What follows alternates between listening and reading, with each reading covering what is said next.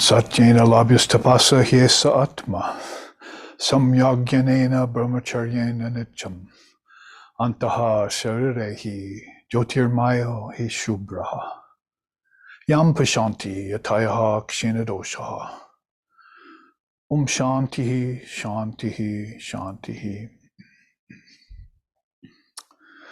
The Atman, the indivisible, all-pervasive self in all beings, in all things, is realized by moderation, by wisdom, by austerities, and by veracity. All of these constantly cultivated. When mental impurities dissolve due to this practice, then the seer beholds it everywhere, existing in everything, even here in this very mind and body. May the light of that Atman protect us, may Brahman sustain us, and may Brahman illumine our thinking consciousness. May we not find fault with each other, with the world, or with the teachings. And may what we study be a source of inspiration to us eternally. Om peace, peace, peace. Peace be unto us, peace be unto all. Om Hari Om, Hari Om, Hari Om Tat Sat.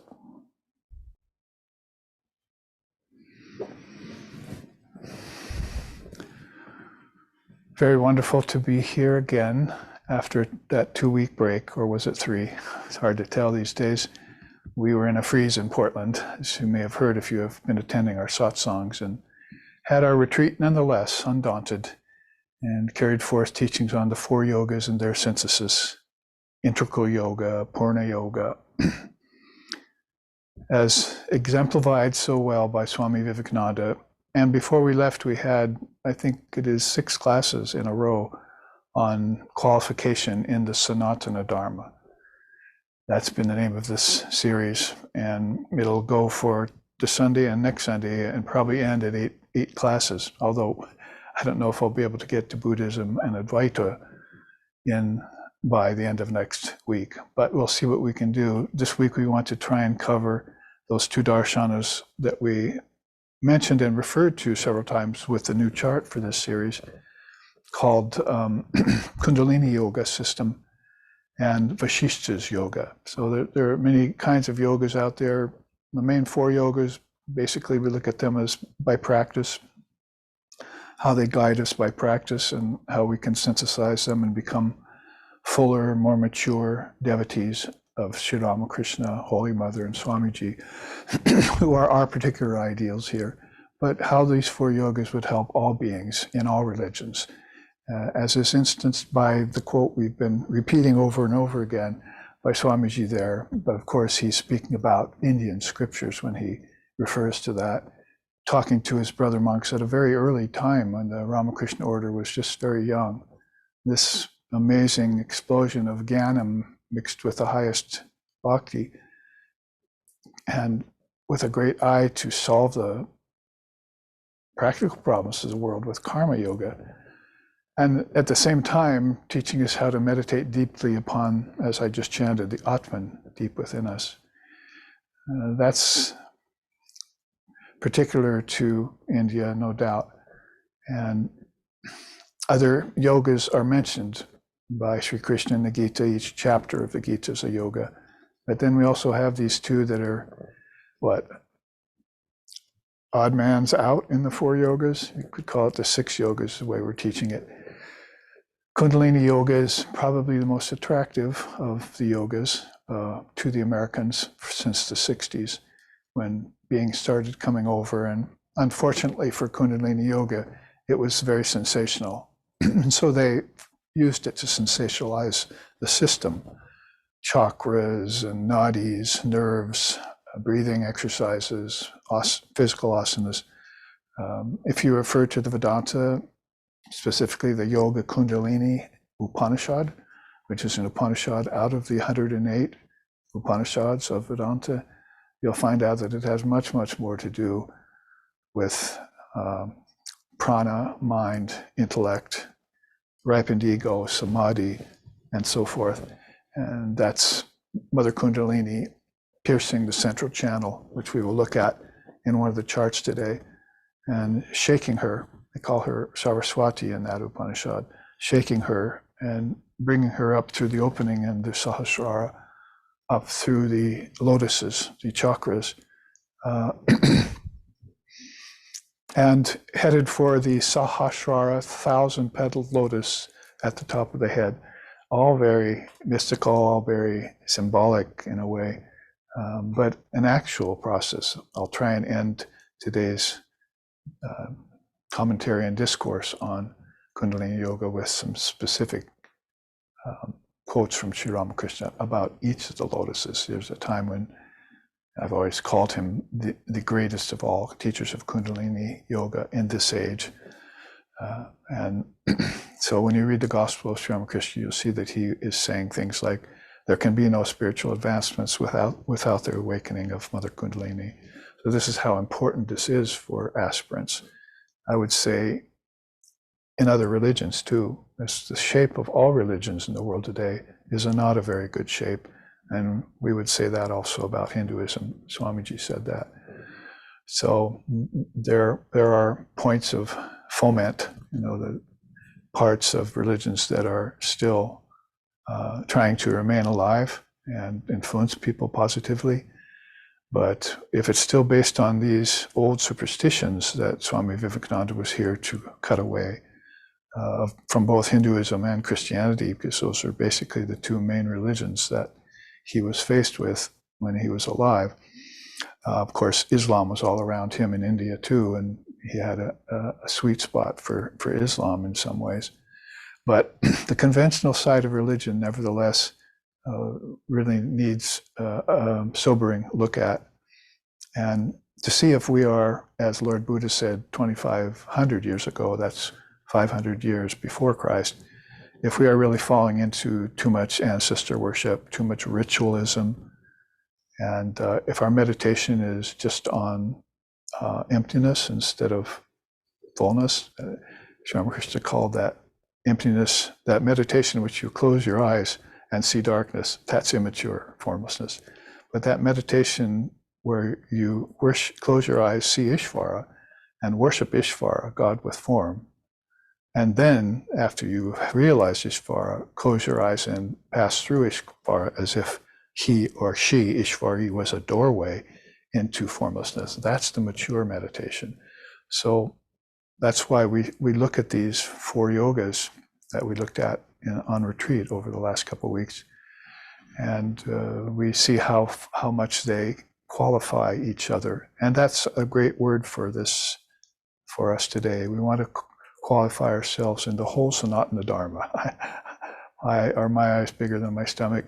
Philosophically, yes, of course. But I want to at least give these a good exposure to American people and to anyone who's watching now around the world, because we're live streaming this. We're also taping these classes and putting them on YouTube and other vehicles so that people can refer to them later and look back on them. A lot of wisdom goes by. Reminds me of the new chart that I thought of this morning when I woke up about the Antar Vestini. In Kundalini, there's a special Nadi, they call it, and that's called the Antar Inner Vestini, the passageway, in which Mother Wisdom is stored and from which it flows. So I want to bring that chart next week. So if you're thinking at all of missing next week's class, I would say no, not the best one to miss. It'll be the 8th and final of this series. But before saying a lot about that, we can say that today, when we concentrate on a little bit on Kundalini Yoga and hopefully have the time to show a little bit of Vishishta's Yoga, because that's a very powerful yoga, which I think is the predecessor to Vedanta, to a more mature Vedanta brought to us by Vedavyas in a more recent time, after the father of yoga crafted his 8-limbed yoga and put it before us, and who saved those 108 Upanishads from extinction, most likely, so that there is a Vedanta today. Vedavyas and Swami Vivekananda we look at these two beings as one the manifestation of Krishna, the other the manifestation of Shiva, if you want to put it that way, doing their work of sustaining and dissolving ignorance and keeping this wisdom sacrosanct, true to itself, and available to the people of even the Kali Yuga. That's a very rare thing, and very few people, as is instanced by the few numbers that show up at Vedanta societies and to hear classes on yoga and eight-limbed yoga and Vedanta, Samkhya. Had somebody write me just today and say how great the Samkhya system has appeared to him out of nowhere since he's been reading our new book, Footfalls of the Indian Rishis, and how he hadn't had any awareness of Samkhya yoga system before that. And then he started reading the Footfalls book that we have and was finding out about this Adidaiva Vidya, this original divine wisdom of how the soul gets into the body and how it leaves the body, if you want to put it very simply.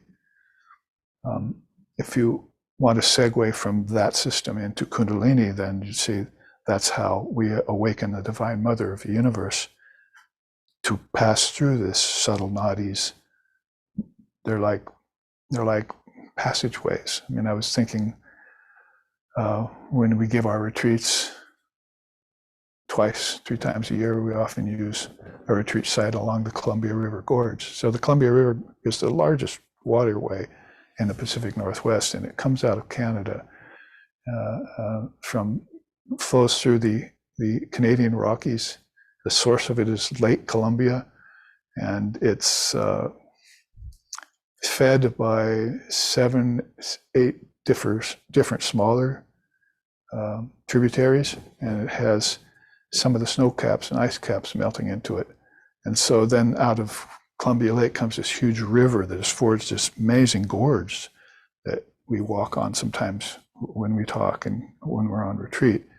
It's forged out of solid earth. Its flow has forged this canyon, you see, Columbia River Gorge, and it flows on through there, carrying everything from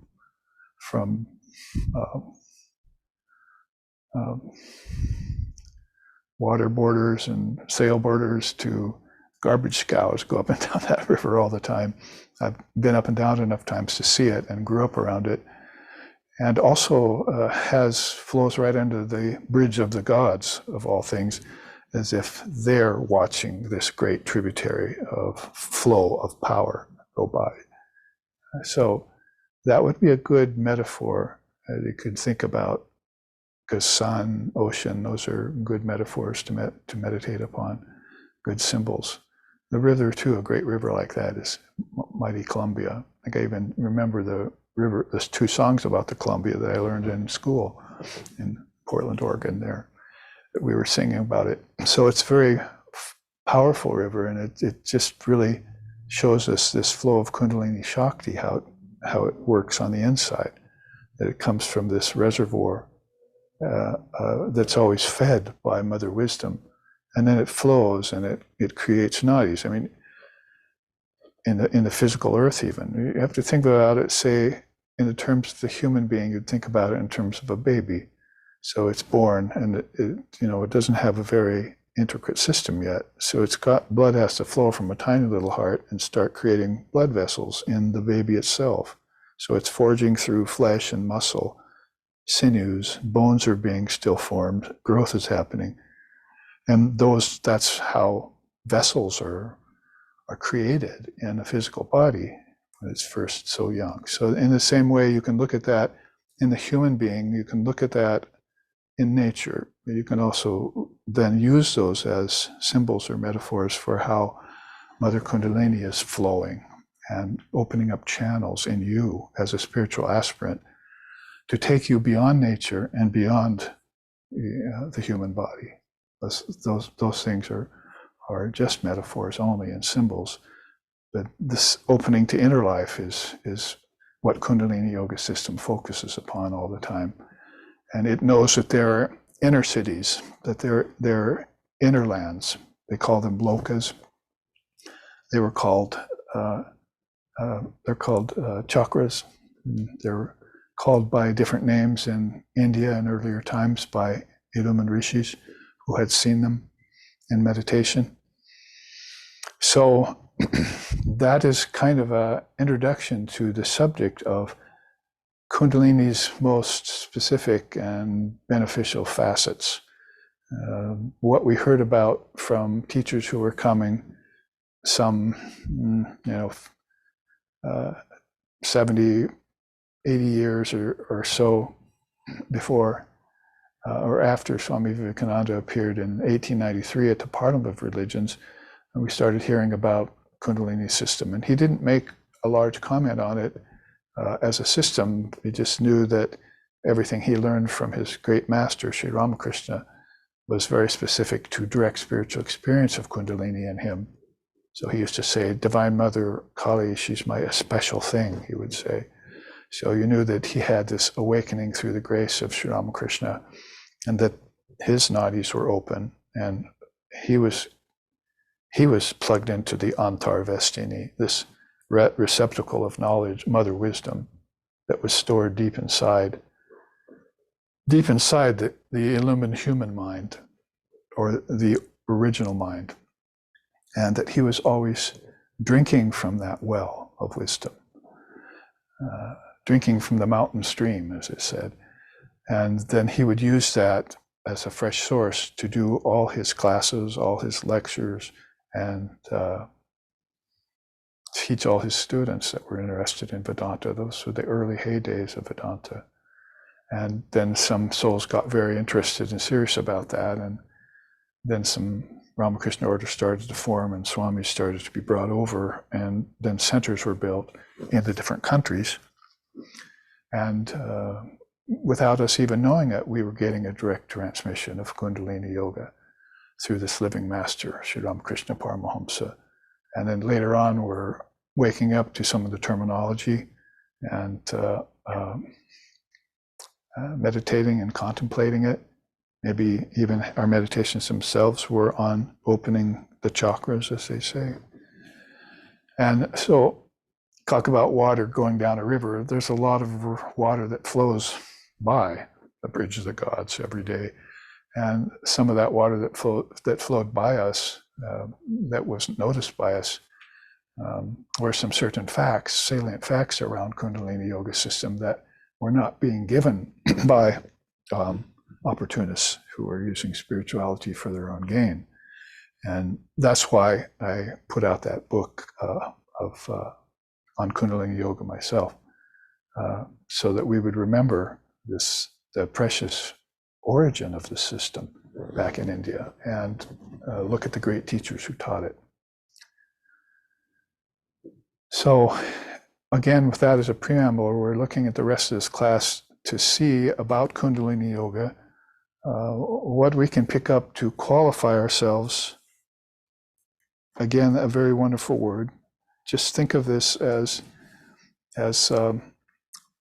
knowledge, that if you introduce it to your mind, then it's there for all time. If you water it with the seeds of devotion and with your meditations and your contemplations, it goes deeper, and it provides you a foundation upon which to build an ongoing spiritual life, and leading towards freedom, enlightenment, calling that by different names as India does. So referring back to this set of Divine Mother arms, it's like a Durga's 10 arms kind of image there we've been using. We've already looked at Samkhya, which I just mentioned, and we looked at the Patanjali's yoga. We looked at Vedanta. Those three, almost 1, 2, 3 in a row, we looked at in the first couple classes. Then we looked at Tantra system, and we took our time going through these darshanas with these bullet points on this class. Let's pick it up then. There at the Kundalini system, you see the paragraph of a block of text there, which difficult to see, but it's just basically for using for a teaching chart, so that we can hear these points that are essential to the Kundalini system. About qualification, we should probably make sure, and since we've been putting so much attention on Swamiji's great quote there, we might not have read the quote at the top and the bottom. Sri Ramakrishna says, the Sanatana Dharma, the eternal religion declared by the Indian rishis, will alone endure. The soul of India is different. Only what is true survives there. And that was also the feeling shared by Swami Vivekananda, that he was 100% faithful to India, its realizations, its scriptures, and particularly based on its Advaita. It's something I have been referring to over the last 6 classes, this being the 7th, but that takes probably a whole class series of itself to try and explain or to reveal, to present. But you can see how Sri Ramakrishna is looking at the uniqueness of India's long-lived, many millennia, many yuga systems called darshanas, paths of clear seeing that lead to enlightenment. It's a very wonderful and inspiring thing to even think about or contemplate. And then find that you can actually find elements in this, places in the great flow of Kundalini, that is in the river of Kundalini, that specify certain bits of knowledge that are eternally present in the divine Shakti as she flows. They just have to be concentrated on for them to rise up like a wave and then back down into the river of eternal truth and then come up again in another form. That's what's been happening through time with Samkhya and Yoga and Vedanta and Buddhism came later in the game, and other great systems like that. Down below, the quote says, the excellent and effective utilization of darshanas and yogas, combined philosophical systems and regimens of actual practice, serve to both refine religion and prepare spiritual practitioners, qualifying the latter to attain to the ultimate stage of self-realization known as moksha. So all of these darshanas, whether they be Vedic or Tantric or Yogic, or later manifestations like Buddhism, are all fixed on that great liberation. The great liberation would be called nirvana by one, be called moksha by another, or mukti, be called kaivalya by the father of Samkhyas and yoga, called it kaivalya, getting free from names and forms, basically, because the essence of everything is formless. And this is really one of the things that makes India unique, is that they knew somehow, whether it was intuitively or through the dint of time, they knew that the essence was formless and that form was a covering, form was a limitation, form was a penultimate stage, or it was a play of consciousness, if you want to be kinder to it. But they knew that the essence was formless, and that's the beauty of the Advaita. So each one of them, when you look at each system, you see that they're heading for these, they have a name, which means the same thing, basically. Nirvikalpa, asampragyata, moksha, mukti, kaivalya, nirvana, nirbijam. They have names in all these systems for the ultimate goal, which you would arrive to, like beyond the 8th limb of yoga, for instance, or in other ways of spiritual paths. They would assign a very high and penultimate supreme goal, a paragatam, as the Buddha said, a supreme goal to this practice. So what's being said by this quote is that if you put the yogas, which are practiced, together with the paths, which are the darshanas, then this serves to refine religion and prepare practitioners to attain these great states, moksha, mukti, kaivalya. And that would be a way of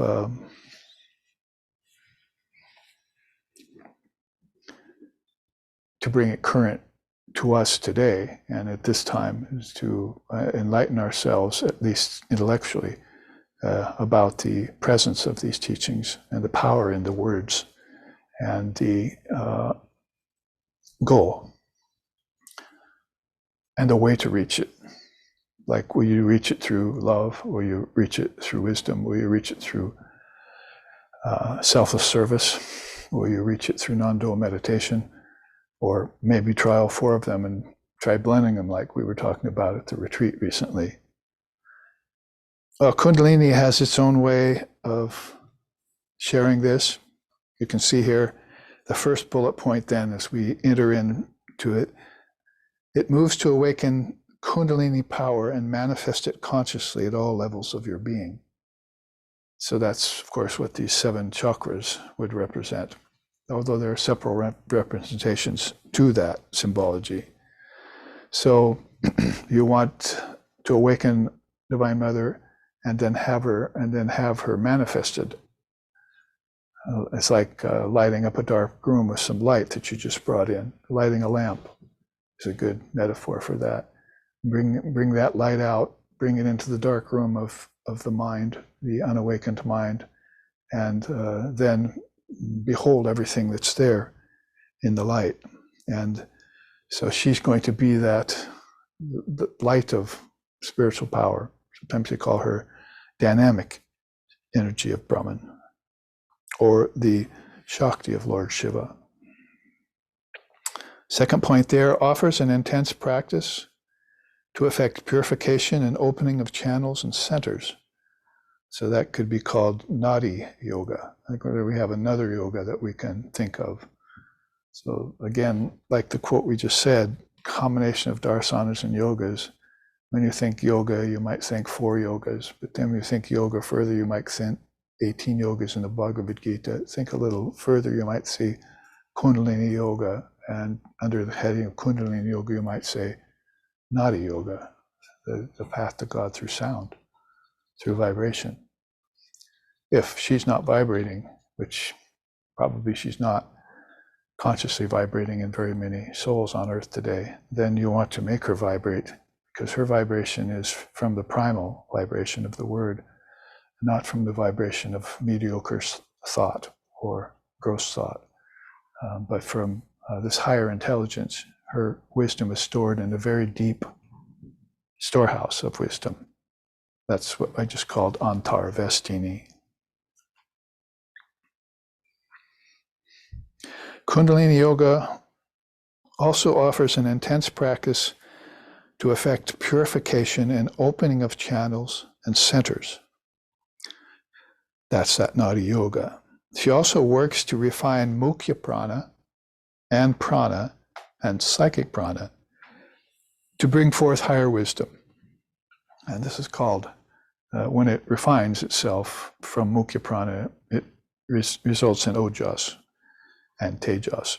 So back in the 60s when Kundalini was being presented to us, the only word we had to liken to that was called an aura. So people were talking about seeing each other's auras. So I can see a light shining off you and so forth. What color is it? And so they went toward this kind of sensational playing of games, like children playing games with a new thing they just learned about.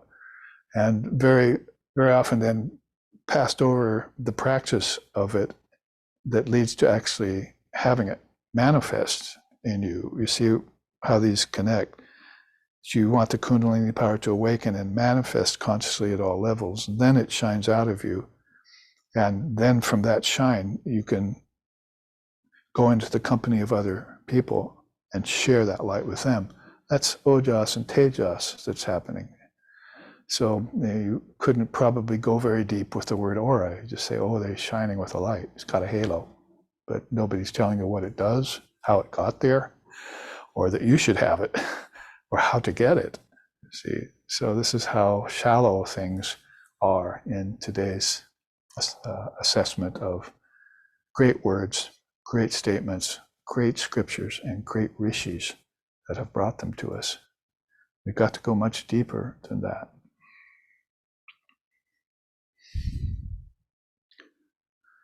So I'll not linger there, because in this chart I want to go through, I'll make a mention of that again.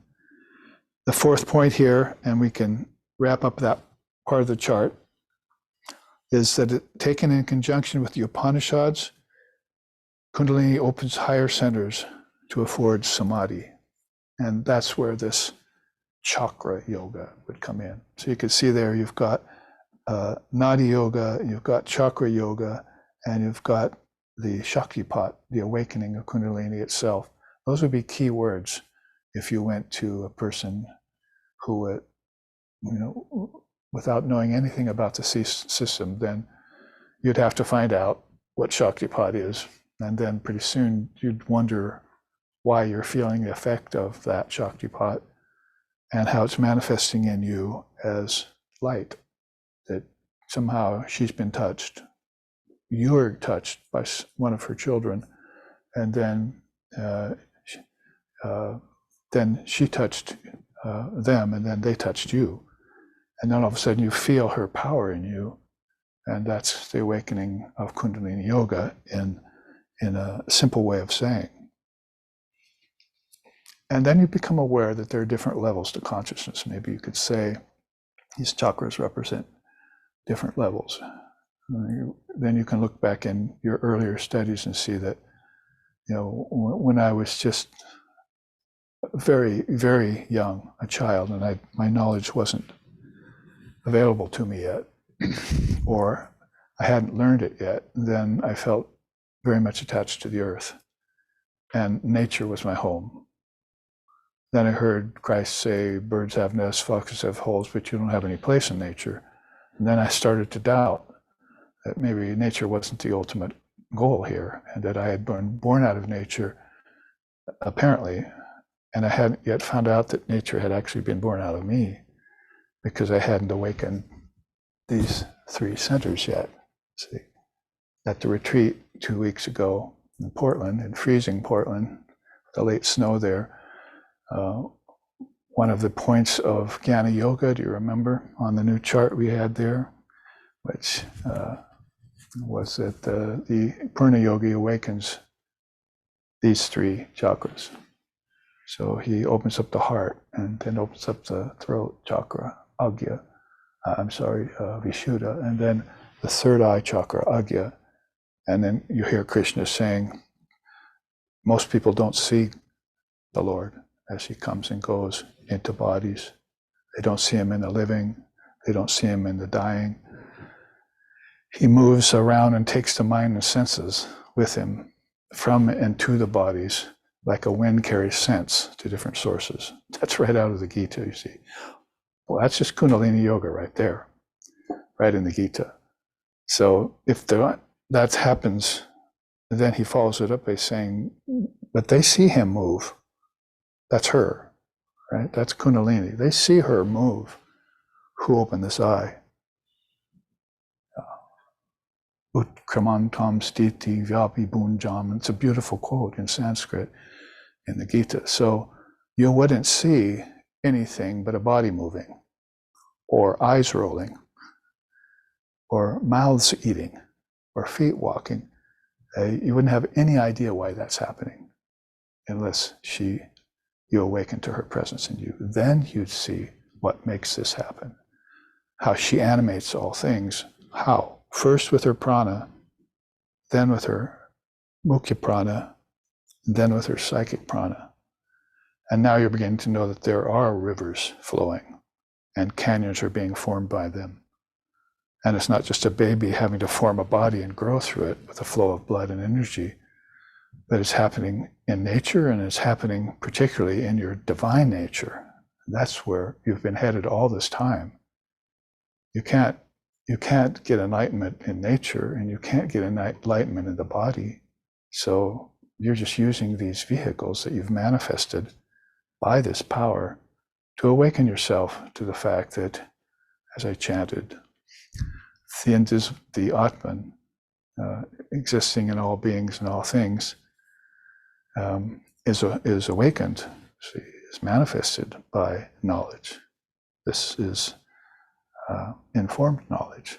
This is the knowledge of intelligence, the wisdom, Mother herself, coming from this great lake in the internal snow mountains, gathering a great reservoir there, flowing down into you through different rivers, which are now called Nadis, to different centers in you, which are representative of different worlds inside. The kingdoms of heaven within. See, you get the gist.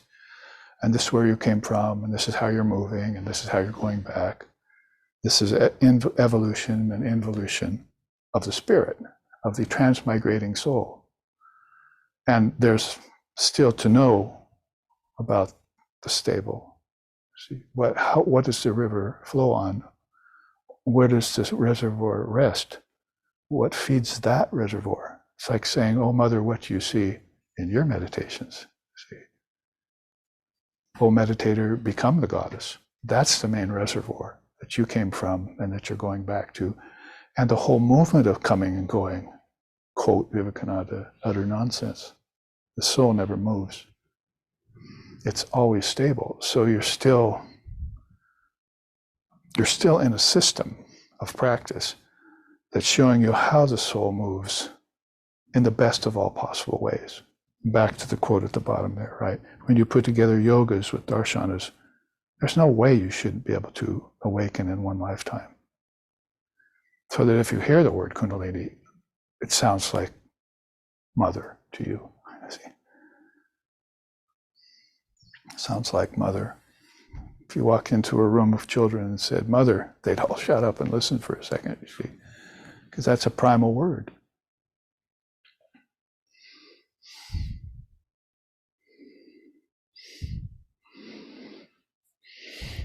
So take an injunction with the Upanishads.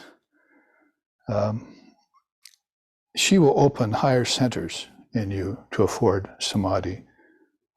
If you went back to yoga, which we looked at already, you'd find out that there are at least there are 2 different types of samadhi, and with 4 subdivisions to the lower.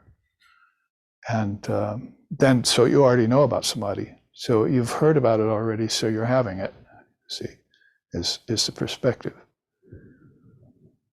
Why? That's why the Vedanta says, why can't I love this away?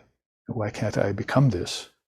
What is this in my way that I can't just think it out of the way? See it to be unreal, see it to be illusory.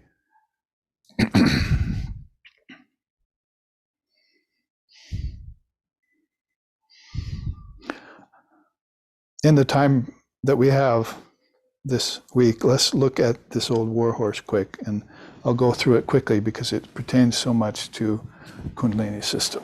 We're looking at something that has to do with a hollow stalk there. Let's look a little bit at that first, the hollow stalk.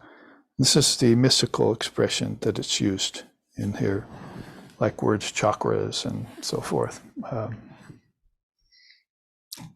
You have these different words in Kundalini, like you have different words in yoga. One of them's bila, one of them's sushiras, and then there's the word mandala, for instance, that many of us have heard about. So we know those 3 words in conjunction with lotuses mean that there's an opening inwards to higher consciousness. That if you're directing your consciousness inward and not toward objects anymore, you got over that. See, all right, they're okay, let them be. No attachment, so forth and so on. Student went to the Swami and asked him a question. Is it okay that a monk uses a computer? And the Swami said, sure, as long as there's no attachments. So don't send any attachments on your emails. So, well, that's a joke. It comes to me that was sent to me recently by a student. But in conjunction with words that define a system in a thrice, as Vivekananda said, then you've got this word Kundalini chakra, you've got this word chakra, and then you've got these words opening, you see. So that's where you'd say Shishiras. Where did I find that word? In the Upanishad, I found it, not in the Kundalini system, because there's not a lot of scriptures written on that are as old as the Upanishads. And then I found this word bilas, which means a cave. So after the Kundalini is awakened, she penetrates. I'll read a little bit about you in a second. She penetrates. And then when she penetrates, she enters, she causes an opening. And then she enters the cave called Vilas. And then she starts consciousness on a wheel, mandala. And that wheel at first is these 3 lower chakras. It's a mandala of 3 worlds. And she wants to get you up and out of the 3 worlds. Basically, it means the world of humans and subhumans is one world. The next world up, next chakra up, Svadhisthana is the world of subtle beings, like demigods and elementals, and other beings that are mentioned in ancient terms. And then the 3rd world is more toward your ancestors and the heavens. You can see bring in the word heaven there. So lower heavens probably would say for that 3rd chakra, which is Manipura, because that's a huge amount of nadis that connect there inside, even physically in the navel, where the fetus is born, where food's digested, where water's taken into the system, a huge amount of nadis there. So you can imagine then what it would be like in the subtle realm, in the Manipura, which is not in the physical body, from which the physical body has come from. And there are beings that are actually going into that and being born in the 3rd world with their ancestors, and then coming out, down, out to embody again. That's all of a sudden you know about transmigration of souls, you know it's caused by karma, and you know that she hasn't passed through the opening of that cave yet. That's a cave that's leading to the heart chakra. When the 4th chakra opens, all of that disappears, and only love for God. You find people praying 4 times a day to that. You find people going to churches, and you find people having lower samadhis because of that. And you find people singing songs to it, hymns, sacred hymns and so forth, for hundreds of years. That light that comes when you realize the interconnectedness of all things and all beings at the heart. So, but you can see it right here. I mean, I'm kind of explaining the chart without even taking you through it, but there's the chakra Manipura. We're starting there. The other 2 are not even listed here, as if, once she awakens in those chakras, she wants out.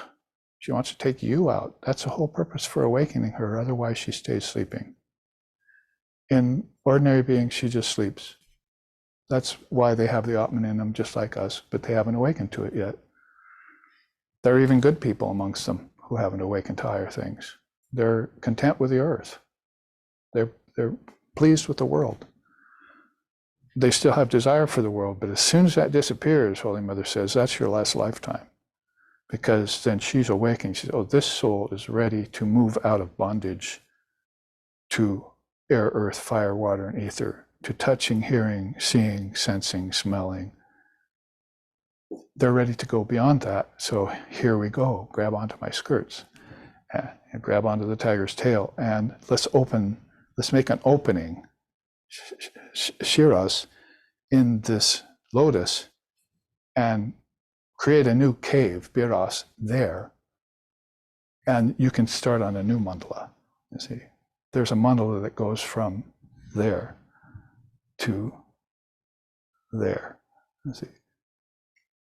In the Upanishads, when they comment on a system like that, then you see that they're not even mentioning the 2 lower chakras. And when you got up here, I couldn't even mention the 3rd. I couldn't even mention the 3rd eye, because it was so much a part of how the chakra, Vishuddha chakra, flows into the crown chakra, Sahasrara. So there you see, represented by 4 different colored lotuses, and the sacred words, bijams, letters that go with each one, and other beautiful things there.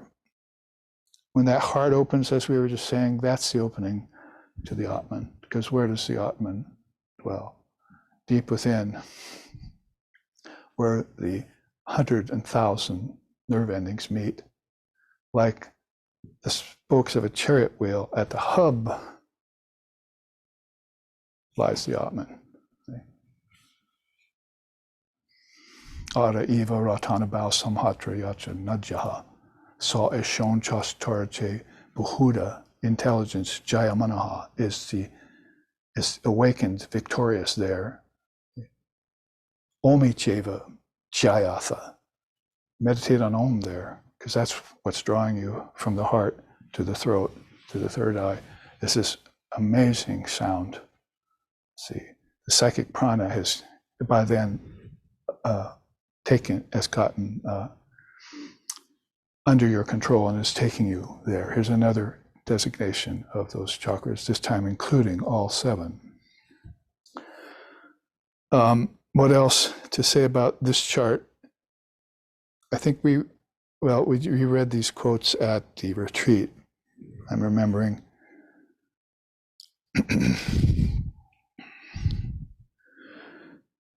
So one of these that pertains to prana, psychic prana, mukhya prana and psychic prana is here in the Yoga Kundalini Upanishad. The practice of pranayama should be performed daily with the mind firmly fixed upon the truth. When the chitta, that's your thoughts, get absorbed into the sushumna, that's the lowest chakra, and then the prana ceases to move. So you have to get your thoughts focused where she resides, and that's going to cause this opening. And then you'll realize that there in the cave, that each one of these chakras has a cave. The cave of the heart's where you're trying to meditate on. That's very Vedantic wisdom. Where do you meditate on? The head? Oh, no. Meditate on the heart chakra. That's your penultimate goal, as it were, because then all the ignorance that's associated with the 3 lower worlds goes away. People say, well, how will I know I'm there? Because you're not ignorant anymore. Basically, you have knowledge. Just have faith now that you have knowledge. That's the real stinger for most people. Is they doubt. They doubt the knowledge of the rishis. They should make it their own and be absolutely certain of it. I heard the truth, and I'm awake now. I feel like I've been awake for thousands of years. I'm quoting a song now. I feel like I've been in samadhi for thousands of years. That's because you have. But your body-mind mechanism and the consciousness you put on it didn't focus on the truth. So they're asking you to focus that prana on the truth as your thoughts then expand in their capacity to know Brahman. So that's one of the peace chants, right? Apyantu mamangani vak pranaschakshu, that's that prana. Shrotramacha, the sound. Balamendriyani, all the senses. Sarvani. So purify all those levels. And as you do, then Kundalini is you're catching mother's attention. See? That soul's ready. That soul's on fire. Light is coming out of it. She won't fail to come to your help, to your aid, when she sees light of awakening coming out. You know, Sri Ramakrishna said that there's a mother bird sitting on its egg, long time. So a turkey once camped outside my house and did that for days. I'd go up to it and she'd hiss at me. So I'd keep my distance. But I saw her hatch this brood of turkeys over a bunch of days. She didn't move from the place. So Sri Ramakrishna uses this as an analogy. It's basically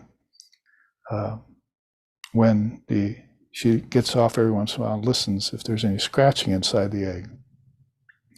None, she sits on it, you see. But when she starts to hear the scratching inside, and the chickie inside is beginning to peck at the inside of the egg and even cause a few cracks, she'll start helping it from the outside and break that sucker right wide open, you see. Break out of the cave of that chakra, going on to the next chakra. Now it's free into a new life. So he's using that as an analogy of how beings awaken up from ignorance, and how Mother will help you when you show signs of that light coming out of you.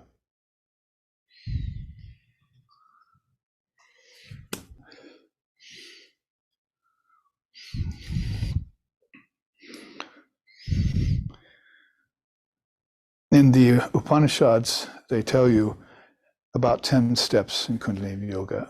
This is in the Yoga Kundalini Upanishad. First of all, take only pure, nutritious food. That's where we would segue over here. And why we're not going to get Yoga Vishishta this class. We're going to try and keep the Kundalini in view here.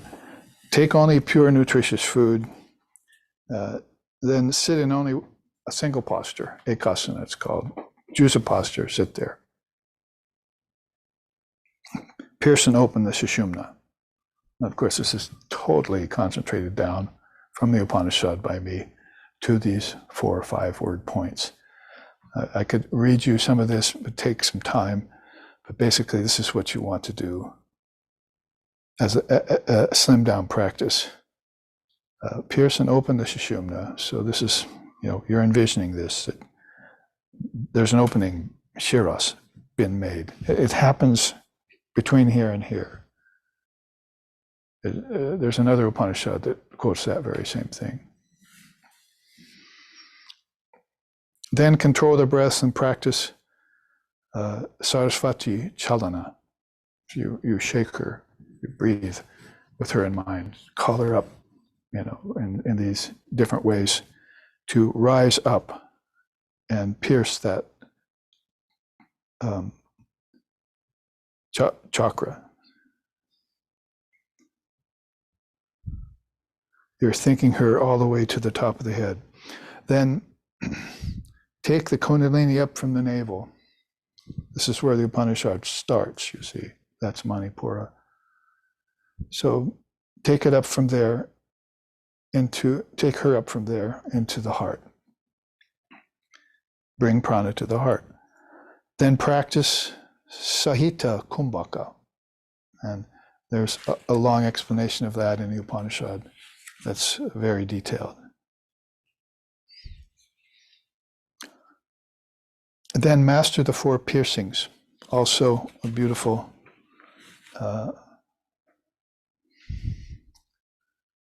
description about that too in the Upanishad, the 4 piercings.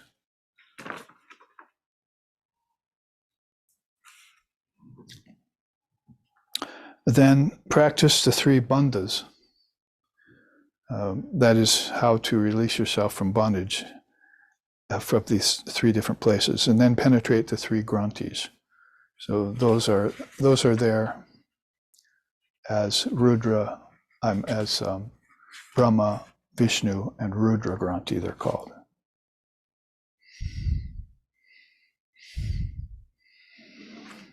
When you heat up the Kundalini,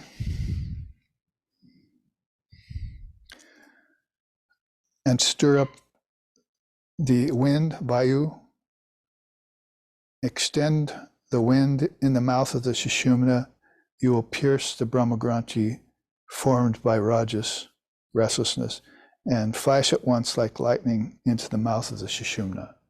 So this is all very beautiful language, but of course it's mystical. Then it goes up at once through the Vishnu Granthi to the heart. So you see how much of it is awakening your consciousness from this lowest chakra and raising it up through these 3 chakras to get to the heart chakra. This is what she wants you to do quickly, so that you don't fall back into old ways of thinking, old habits again, go back to sleep and so forth. Once this happens, you want to move towards opening the heart chakra, concentrate on it. Then after the heart, it goes up through the Rudra Granthi, that's a knot, above to the middle of the eyebrows, and pierces there. It goes into the mandala of the divine sphere. So that would be, of course, a new mandala you're creating from heart to throat to third eye. Ramakrishna in the gospel says, I used to run a boat race between those trees. So you knew that he was doing this practice for everyone, so that people could come by later in this age, in this particular century even, and see his foot tracks, his footprints there, as if he's opened this already for us. It has to be opened again and again. Like, passing through a jungle, the branches just close behind you, right? But if you cut them away with a machete, then they don't close behind you, and you can look back and see where you came from. So people need to do that with their practice. They need to cut away bondage and clear the path, and not just walk blindly here and there, and then not know how to get back through all this foliage that closed behind them. So in that way, you're opening the path and she's helping you open the path, we could say, towards these higher chakras. And once they're seen, and once this Kundalini yoga system is accomplished in the 6 chakras, then the Sahasrara opens up. The divine sphere, they're calling it.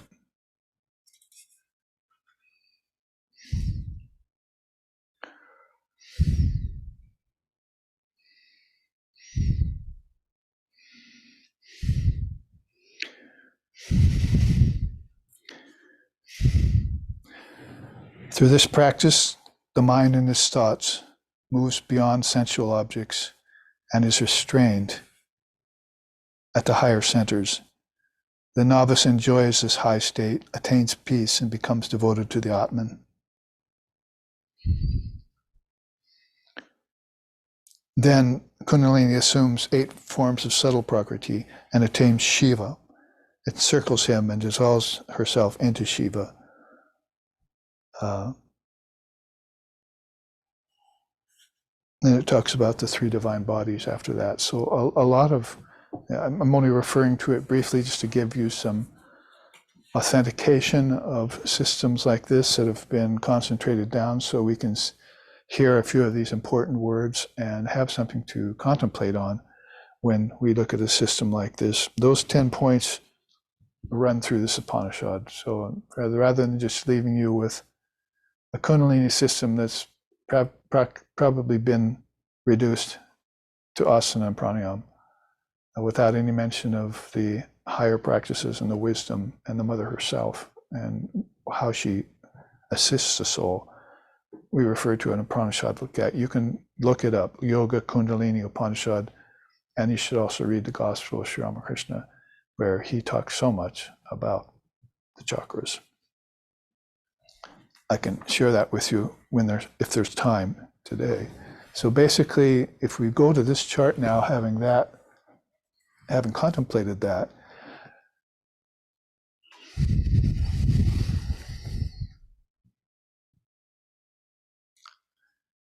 I'll take you through a kind of blow by blow inner movement.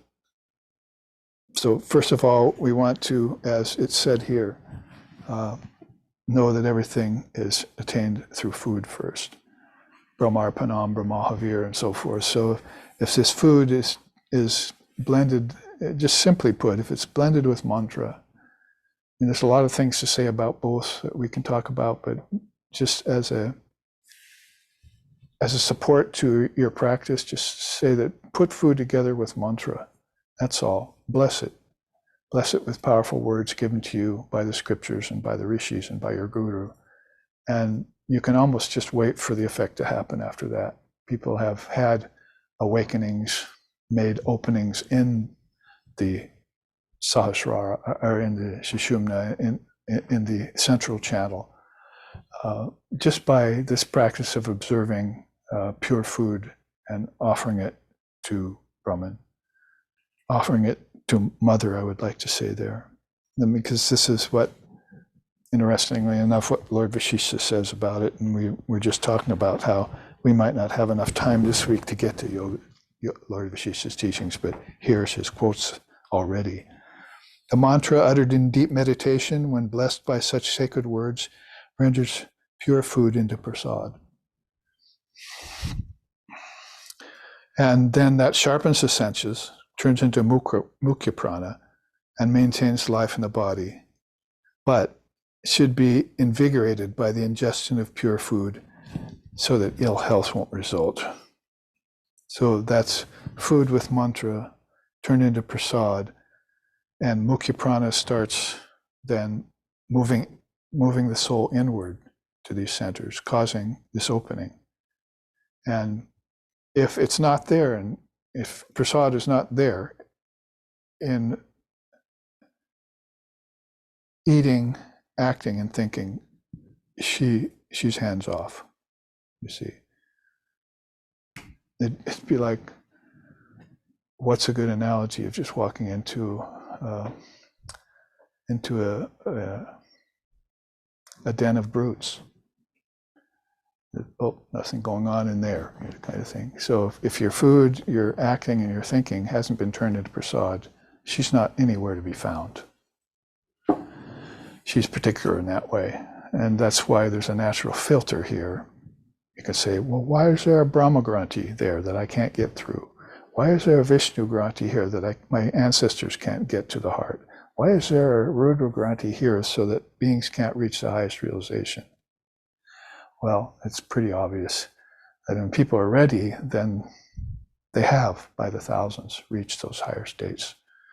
And they're doing it even today, and we should be doing it as well. So this is the awakening of prana, prasad, and Vivekananda said they don't know about prana when he came here, and they don't know about the subtle elements, the tanmatras. So those two things we hear him saying as soon as he encountered us.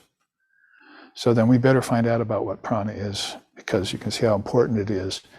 And Kundalini system is one of those things that helps us understand that. So all of this practice we've been doing around vegetarian and not eating meat and so forth, now vegan movements, and if it's not attended by actual purification of the food you eat, whether it's plant or animal based, then she's not going to have anything to do with it. It's got to be turned into prasad. That's the whole point. It's got to be considered divine and blessed. And then, I mean, because we've had realized souls who went on eating meat, and it didn't impair their samadhi or their spiritual realization. But in the practice phase, you have to be very careful about that. So that's important to know the phases that you're at, and the observances that you of the practices that are at those phases. You do those for as long as you need them, then let them go. You don't need to do 30 years of breathing practice. You need to do 30 days. Vivekananda said you should be able to get through with that in 6 months. So it's not like you have to hang on to something and, oh, that's my practice now. See, I've met a lot of people like that. Go forth, go on. There's more to attain. You're still hanging out at the first or second chakra, and she's not helping you. So invoke her. I invoke her precious spiritual energy sleeping in the base of my spine. It's a nice song, a line of a song that I've learned. I invoke her precious spiritual energy lying asleep at the base of my spine. So invoke her, and then do the practice that she wants. And then it turns into Ojas, which is stored up power, and then into Tejas, which is gives the soul the ability to transmit this to others and have an effect happen, as we said in the other chart. Going through that fairly quickly, let's see how it happens to the soul quickly. Worldly life commencing, transmigration in cycles. See, this means if you're starting from there, you see where it's at, the third chakra, the Manipura. So now you know and heard today, you've been reminded today that the third chakra is this vortex of spiritual energy where rebirth is happening because souls can't get through the Vishnu Granthi there. They can't get through this knot in consciousness, this subtle knot inside, like something elastic. It throws them back down to the other chakras. They have to become subtler and subtler, so they become subtler than the Granthi itself, and they can pierce through it. Light can do that. So you become light, become her light. become her. Oh, practitioner, meditator, become the goddess is another line of a song. If that can happen, then life here, from transcending the three worlds, because the three chakras are very easy to put side by side with the three worlds, life in the heart begins. You can see what it entails. Early spiritual awakening, then observance of celibacy, or at least moderation, so you can store up some of this power that has been gotten here, right? And then moderation of sense life. That was said even here in the Upanishad, we just read too. Then inception of sadhana, that's such a crucial place. It's if you get a practice given to you by a teacher. That's why the guru and the scriptures are so important along the way, and your faith in them grows and becomes strong, and you become undeterred that you have heard the truth, and the truth shall set you free, as Jesus said. But then you start practicing it. Hearing it is one thing, Shravana. Manana, meditating on it is another thing. And realizing it is a third thing. So you can see how this goes up the chakras as consciousness gets refined. First, what's helping you is this prana. You can't really assign a personality to it yet, a divine personality. And then it turns to psychic prana. Well, mukhya prana is good health, so that in alone can be an advantage, but it can also be a deterrent, can't it? And people just remain with sattva as the teaching goes. Oh, I'm happy, now I'm healthy. I'll just go on this way to the end of my life. And maybe they do, but they don't ever awaken that mother power that ensures them that after they pass from the body and after this life, they can pierce that Rudra Granthi and get into the heart of the matter, pun intended. So, and the inception of sadhana is meant by Mother to the special souls who are practicing this, so that they can penetrate through that Vishnu Granthi and never return again to the lower worlds, to the earth plane, to the Bur Loka, to the Svar Loka, even to Svahar Loka. The three worlds, done with them. My desire for them is over. I just want the Lord. I just want the Mother now. That inception of sadhana, then a very crucial place there. Refined prana floods the nadis. There's that word coming back again. So this is this psychic prana that has become refined. Now you can assign a personality to it. Mother, is that you? Because I don't think I'm doing any of this. I think it's all because of you, your presence, that I'm able to do this. Who am I? Those questions occur there in other systems. Then psychic prana begins to develop, so it becomes your own and you can use it. And it releases Udgata. That's a force that's very akin to Divine Mother. You could call that, if you want to, you could call that a divine personality. Shankar sings about that too.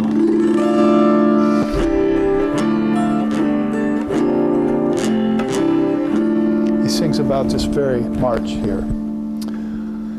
Pranayamam pracyaharam nicha viveka vicharam japya sameta samadhi vidanam kurva varanam mahavaradanam bhaja govindam mudhamate samprapte sanahite kale nahi rakshati dukarin karane. In just one of his verses, he sings wonderfully about this process of the awakening of Divine Mother power, whom he called Bhavani and Annapurna. He worshipped the goddess. Shankara's great Advaitist was a Kala Tantricist too, as his school was from Gaudapada. They were worshipped, not only Advaitists, which they're known for, but they worshipped Divine Mother. It's a beautiful combination, sort of echoed today by the Ramakrishna order, I think. But he says here anyway, pranayam pratyaharam. regulate the breath, withdraw the senses from their objects, then anicca, anicca, viveka vicharam, right? That was what the second line means. Discriminate well constantly between what is real and what's unreal. Then control the mind and the senses with the recitation of the mantra. Perform all of this well and with great care. So you could see how you can go to any of India's greats, like Shankara, the great Advaitin, and see exactly what India has been courting through these different darshanas and through these different yogas, and the people who practice them, the people who attained mastery over them, and how they passed them on to their students, like Shankara's, how many, 18 or 20, that followed him around India to the 4 cardinal points that were the beginning of the Shankara order, which exists still today, 1400 years later, and is producing these great sannyasins. And they're each adding verses to the song, by the way. So it's one of these songs that's never going to end. So this is what it reminds me of when worldly life commencing, leading to cycles of transmigration that are about to end. When that Divine Mother reveals herself as Udgata, and all of these criterion have been accomplished, as we see by this chart that we've been looking at. Even if you choose one darshana, one yoga, and follow it, as Lord Kapila says, to its culmination, then that's the end of transmigration. Transmigratory life ends there. That mandala that was a 3-world mandala, all of a sudden becomes another 3-world mandala. Does it sound familiar? The 3 lower chakras is mandala of bondage. A lot of beauty there, but there's a lot of maya there too. But then when you get to the heart, throat, and third eye, that's another 3-world mandala, isn't it? Sounds like Tripura Sundari to me. There's an Upanishad close to the Yoga Kundalini Upanishad called the Tripura Upanishad that explains all that. You've left these and you've entered these worlds. And now you live in these worlds. These don't exist anymore. You don't see anything but Brahman. Before you saw nothing but Maya and you thought of nothing but pleasure and power. Now you see nothing but Brahman. You can think only of Divine Mother reality and her wisdom. So you just trade in the old and take yourself the new. And you have to give yourself this benefit of the doubt. You have to confirm this or affirm it inside of yourself and cling to it. All the things you shouldn't have clung to, you got over. Now cling to this one thing.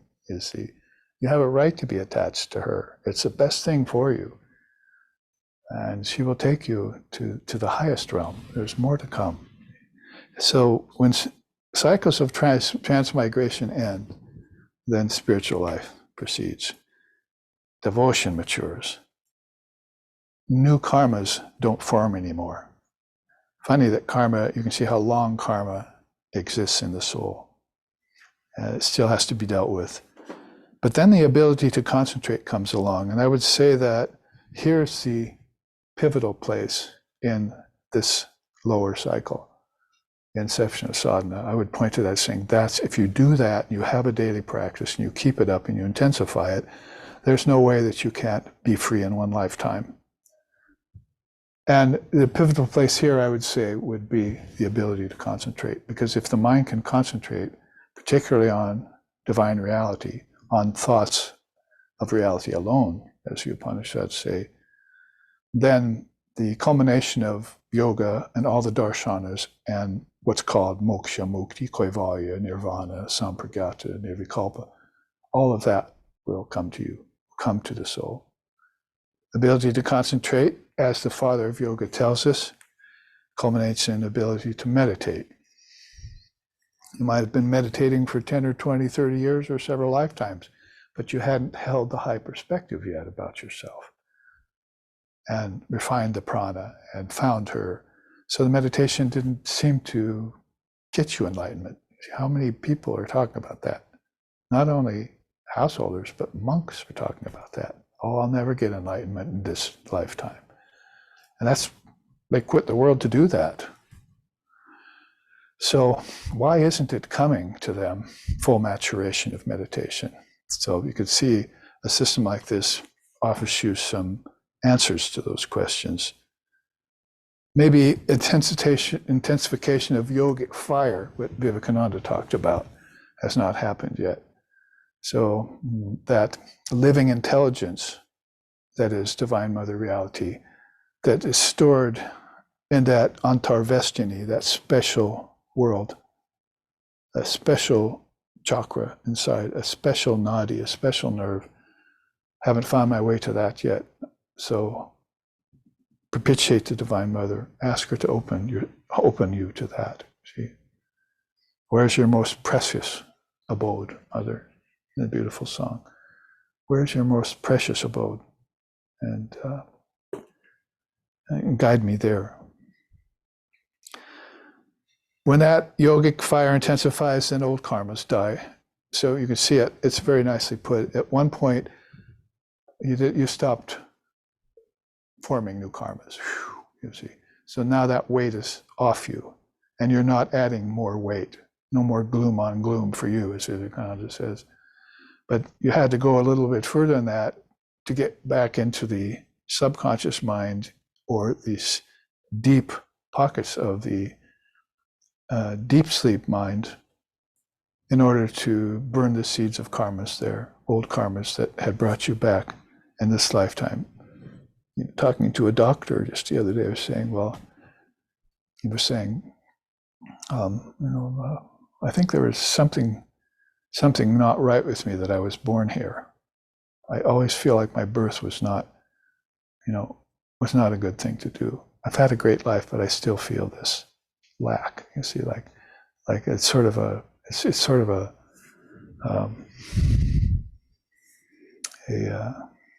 critique on me. You see, that I took a birth. So that's this idea of awakening, that basically I won't take another birth again. I won't be drugged from birth to death and death to birth anymore by my desires, by my karmas. Well, this is where these karmas end the whole cycle. And it happens at a very deep level of this advanced practice. Ability to teach and transmit, and that is as close across the board as I could put it with Tejas, because if you know that this light of Ojas that you've stored up begins to change you in ways, and then people all of a sudden are, what did you say? They're listening to you. See, gurus, acharyas, seers, saints, beings who write scriptures, people who have revelation, all of a sudden, they're realizing they have this light has been refined further into the ability to transmit to others, whether it be through the voice when they're alive, or later through the scriptures, like of the Indian rishis, say, what can I leave behind? To tell them about the intricacies of the Kundalini yoga system a few thousand years from now. Invest that in the antarvestini and in Lord Shiva, his secret wisdom. We studied Lord Shiva's secret wisdom in the Rudra Granthi in Portland. This is the precious wisdom of Lord Shiva. Markandeya told, or was it Vedavyas told his son, oh, how did I become, oh no, that was Markandeya. Markandeya told Sanaka. Markandeya, they approached him. How did you become Chirajivi, that is, free of death, eternally living? How did you become that? Oh, that's the wisdom of Lord Shiva. Let me tell you about it. So that's very precious and secret wisdom to even great souls like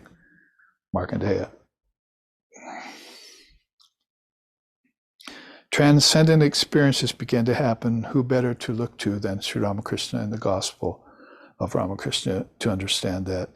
Well, there you see Kundalini finally is looking at you and saying, well, it's about time you let me go to Lord Shiva in the Sahasrara chakra at the crown of the head. When you woke me up in the Muladhara, that's all I wanted. You've been dragging your feet, you see. So come with me quickly into the, from the living room of the Lord, the canoe race, the boat race, to the wisdom of Divine Mother, to the eye of direct spiritual experience, to absolute freedom. Come with me quickly. I will dissolve you into your final liberation. That's the last sutra of Patanjali's Yoga Sutras, that Chitti Shakti takes the transmigrating soul and dissolves it into its final liberation. Kaivalya Pratishta, called it, the steady state of Kaivalya, or freedom.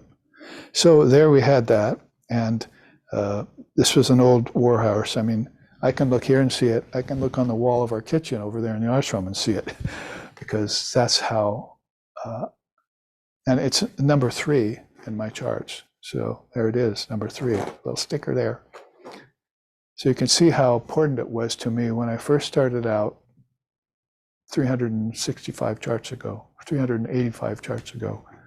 First started out saying, how do I put this Vedanta Yoga Kundalini Yoga system together and explain it all in terms of a transmigrating soul gaining freedom.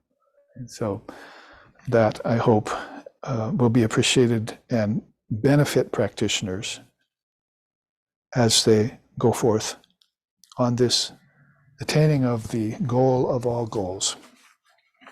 Now, I think there's a few minutes, not many, but I think next week what I'd like to do to start out with is share with you some of the teachings of Sri Ramakrishna on Kundalini Yoga. That will be a good way to start the class for a good 10 or 15 minutes, and then we'll segue into yoga's, Vasishta's yoga.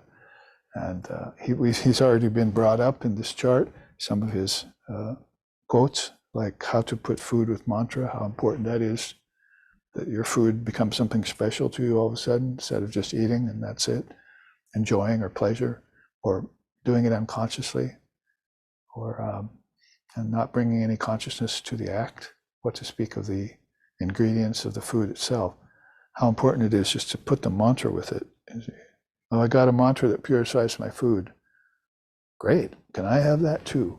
See, because that'll really help. And if we go back to here, they teach that in terms of diseases being destroyed before they get to you. That's in the Yoga Kundalini Upanishad, that if you take mantra with your food, many diseases that were on their way to fructify in this decaying body, this cage of bones and flesh, this repository of worms and filth, will not come to you. These diseases will be destroyed before they even make their appearance. So this is an immune system that's so subtle, that's preemptive of all of that, and it's precognitive to anything that has to do with suffering and ignorance.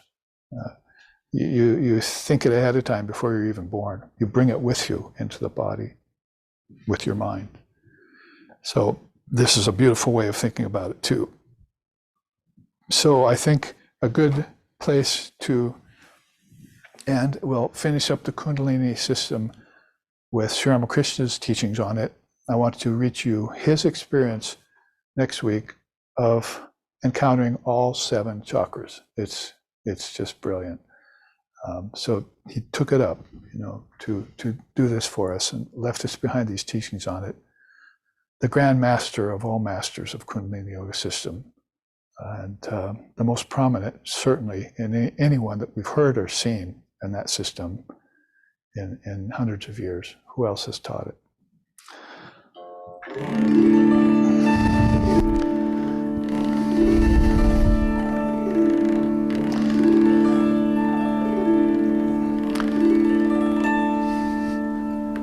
Janani Sharadam Devim Ramakrishnam Jagadgurum Pado Padme Toye Shritva Pranamami Mahur Mahur.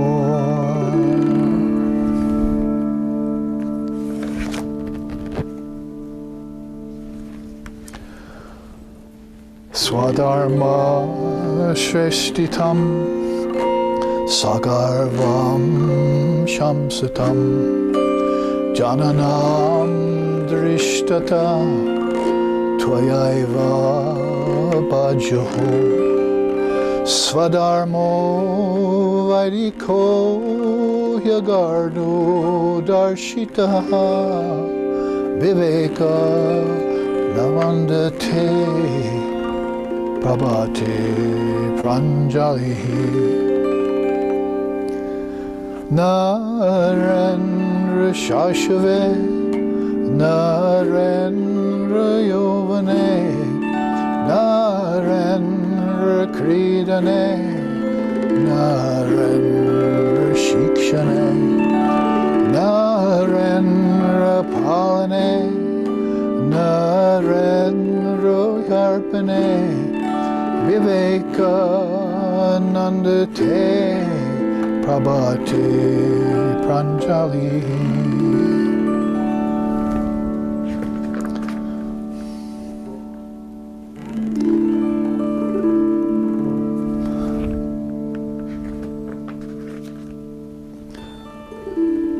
Oh, Vivekananda, your message, transmitted from the platform of non-duality, is for the realizations of the soul and the good of the world.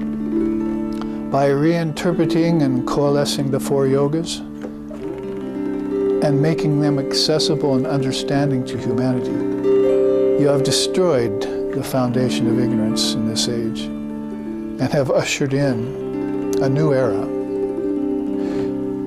In this auspicious day, this dawn of illumination for all beings, O Vivekananda, we offer you our complete salutations.